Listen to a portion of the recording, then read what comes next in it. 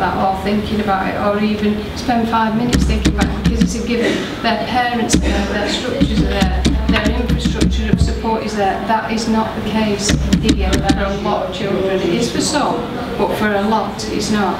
And the kids are very good at bearing that, and they're very good at negotiating their own way through the perilous paths that they face. But in reality, we are here for one reason only, and that's not to teach PE, it's not to manage the behaviour system, it's not to be the principal, the vice principal, the caretaker, the site manager, the cook, the TA, the EAL team. It's not for that, it's to give children their tomorrow. That's what we're here for. And I would go as far as saying we're not here to give them a set of qualifications primarily. I mean, eventually, yeah, obviously, but otherwise I'll get shut down. But in reality, we are here to give children their tomorrows. If that's not what you thought you were buying into, take my advice and don't bother staying, because that's what this school is about. That's all we're about. That's our absolute mission. Now, I've been a teacher a long time. You see that, can't you? You can see I'm getting on. But I'll tell you this: in my job, there is never a night I go to bed. I might go to bed knackered. I might go to bed angry. I might go to bed frustrated. I might go to bed in any way. There's never a night I don't go to bed and think I'm in the best job in the world. I'm in the best school in the world. I'm doing something every day that changes somebody's life, and it's incredible. And you might be doing it by fixing a computer, or you might be doing it by cleaning the toilets, or you might be doing it by helping children understand the language. But you are doing something that gives that child a better chance than they had when they staggered out of bed in the morning. Are you with me? That's the philosophy of this school. If you can buy into that, if you're inspired by that, if you want to be a part of that, you're in the best place in the world. If you don't, you're in the worst. So let's see if I've got anything else on here to show you. No. Alright, I'm going to just flip now, alright, 1 minute, onto the same thing.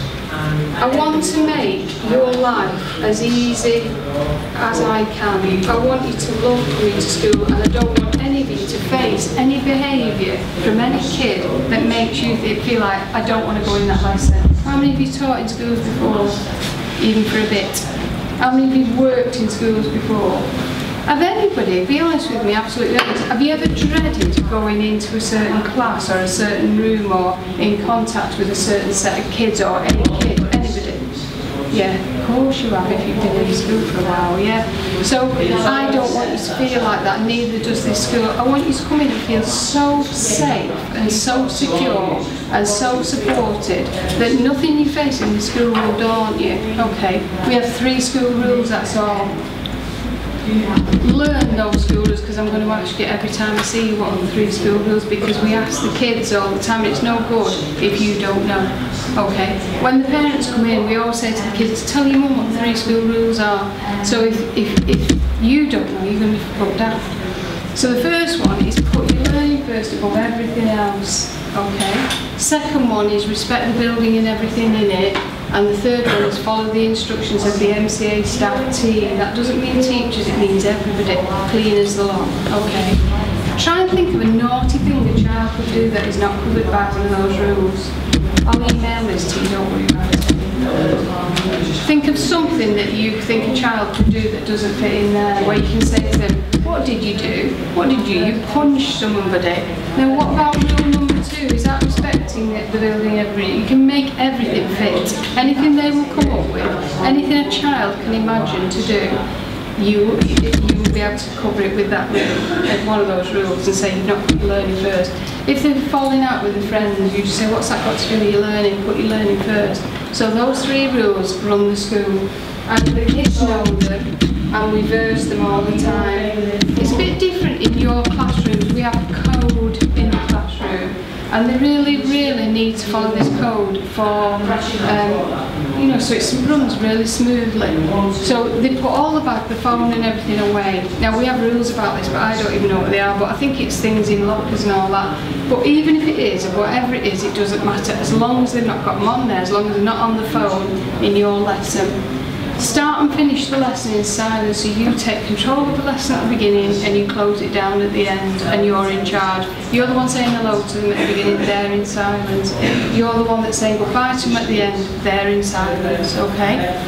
they listen in silence to the person who's speaking, and so do you. So if a child in the class is speaking, you all listen. If you're speaking, they all listen. Do you understand? Dead straightforward.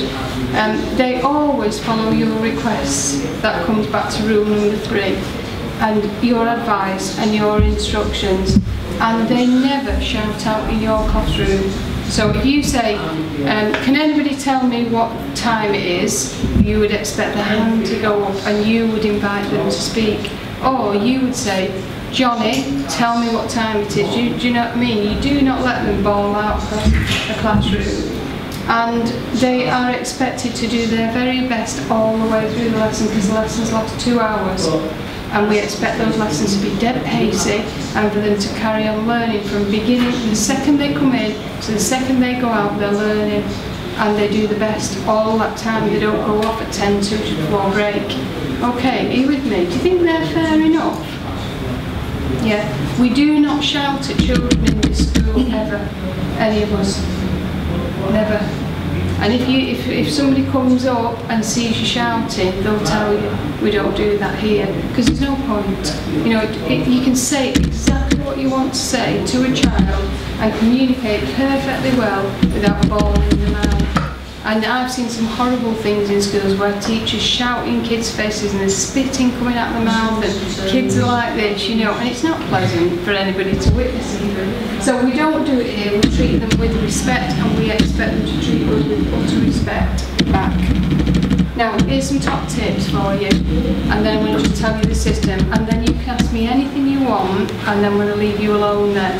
So, I've been a teacher and these things have worked for me. Build relationships. So they will always be good if you've got a relationship with you. They will not be horrible to you and be rude to you and disrespect you if you've got a relationship with them. So some of our staff are incredibly good at this, but it's about finding out who they are, what they're interested in. But by building a relationship, we were talking about this yesterday, what we don't mean is be their mate. You know, so don't sit around and try and talk their language and be matey and chummy with them, because they don't actually want that. They want their own mates to be mates and they want you to have a relationship with them.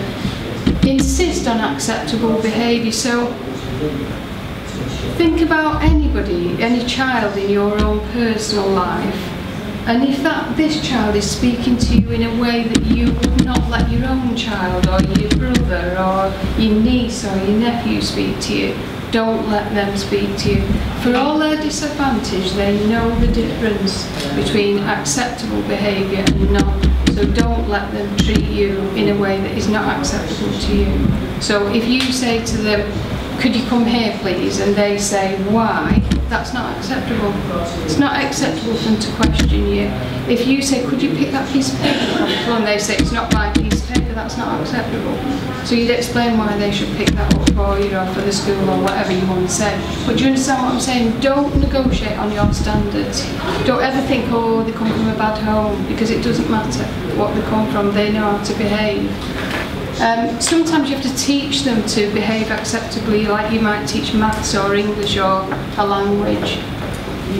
I think the biggest thing is knowing and believing and understanding that regardless of the area, regardless of the child, that they can and they will and they want to be good. They want to please you, they want to behave acceptably. Expect that from them.